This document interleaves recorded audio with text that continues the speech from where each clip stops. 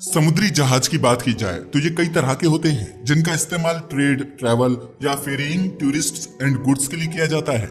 ये अलग अलग प्रकार के होते हैं जो इंसान के जीवन के लिए बेहद उपयोगी होते हैं, चाहे अर्थव्यवस्था को चलाने वाली एनर्जी सप्लाई हो या ह्यूमन बॉडी का फ्यूल यानी भोजन।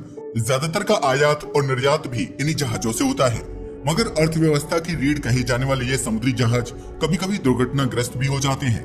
आज हम आपको इन्हीं शिप्स के मोस्ट हॉरिफिक एक्सीडेंट्स के बारे में बताएंगे, जिनके बारे में सुनकर आपके रोंगटे खड़े हो जाएंगे। तो चलिए डिटेल में जानते हैं उन हादसों के बारे में जिन्होंने इंसान को हिलाकर रख दिया था। पहले नंबर पर आता है गोल्डन रे एक्सीडेंट।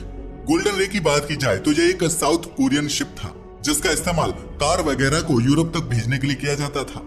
यह 680 फीट लंबा जहाज था जिस पर एक साथ 8,500 कारों को लादा जा सकता था।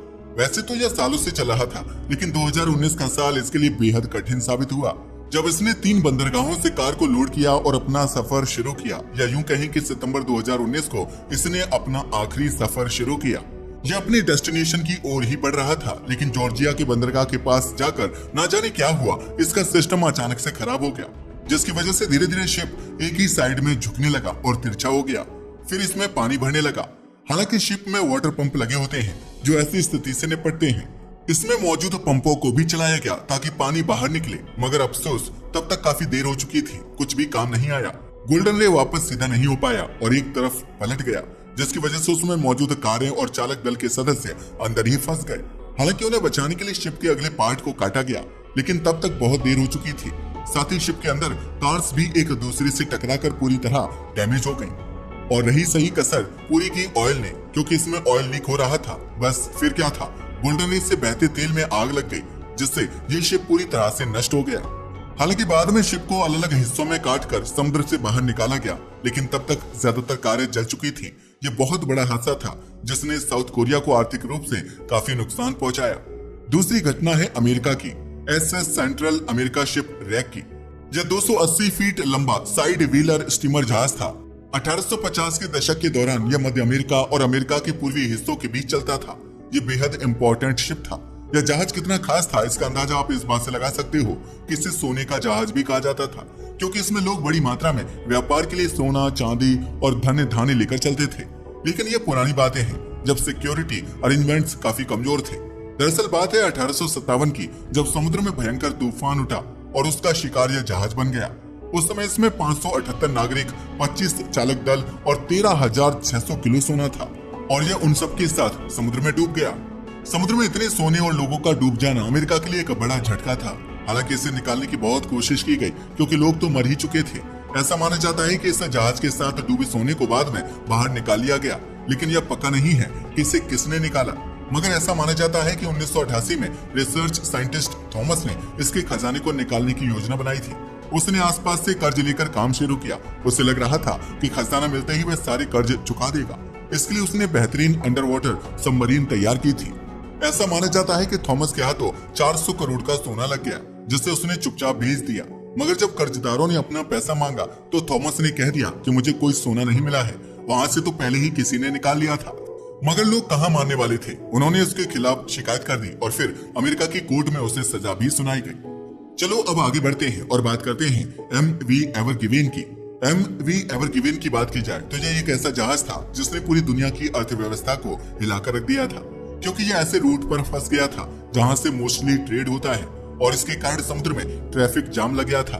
क्या? जी हाँ, आपने सही सुना। दरअसल यह जहाज सुएज नहर से गुजर रहा था। सुएज नहर एक नैरो और सबसे बिजी जलमार्ग है जो दुनिया के लिए बेहद खास है, क्योंकि इससे 7,500 किलोमीटर की दूरी केवल 300 किलोमीटर में तय की जा सकती है, जिससे फ्यूल और समय दोनों की बचत होती है। यही वजह है कि सुएज नहर को दुनिया की सबसे महत्वपूर्ण शिपिंग लेन में शामिल किया जाता है। लेकिन 23 मार्च 2021 को कुछ ऐसा हुआ जिसने सबको चौंका दिया, क्योंकि MV एवर गिवेन नाम का यह जहाज सुएज नहर में अटक गया था। जिस दिन यह गुजर रहा था उसी दिन 250 किलोमीटर प्रति घंटे की रफ्तार से तेज हवाएं चल रही थी। इन हवाओं में यह बैलेंस नहीं बना पाया और साइड में अटक गया। इस कारण दुनिया के व्यापार को बहुत बड़ा झटका लगा और कई देशों की शिपिंग लाइन प्रभावित हुई, क्योंकि किसी भी जहाज को वहां से निकलने का रास्ता ही नहीं मिल रहा था। यह तिरछा होकर वहां पर अटक गया था। हालांकि इसे सीधा करने की बेहद कोशिश की गई और इसे निकालने के लिए 13 टग बोट को लगाया गया था। टग बोट की बात की जाए तो ये एक छोटी लेकिन बहुत शक्तिशाली नाव होती है जिसका मेन फंक्शन बड़े जहाजों को खींचना या धकेलना होता है, स्पेशली इन पोर्ट्स, रिवर्स और नैरो सी रूट्स में। टग बोट के मेन फंक्शंस की बात करें तो जब बड़े जहाज बंदरगाह में आते हैं या वहां से निकलते हैं तो वे खुद को आसानी से मोड़ या नियंत्रित नहीं कर पाते और टग बोट उन्हें सुरक्षित दिशा में ले जाने में मदद करती है। साथ ही ये बोट बड़े जहाजों को नेविगेशन में मदद करती हैं, खासकर जब जगह सकरी होती है। इसके अलावा अगर कोई जहाज खराब हो जाए या डूबने लगे तो टग बोट उसे खींचकर सुरक्षित स्थान पर ले जा सकती है, क्योंकि ये आकार में छोटी होती हैं और इनका इंजन बहुत ताकतवर होता है। कई बार ये समुद्री तेल रिग्स को भी खींचने या उनके पास ले जाने के लिए इस्तेमाल होती हैं। लेकिन ये बोट भी इसे निकाल नहीं पा रही थी, मगर फिर जहाज को इनके सहारे लगाकर नीचे से लगभग 25 से 3000 क्यूबिक मीटर रेत को खोदा गया।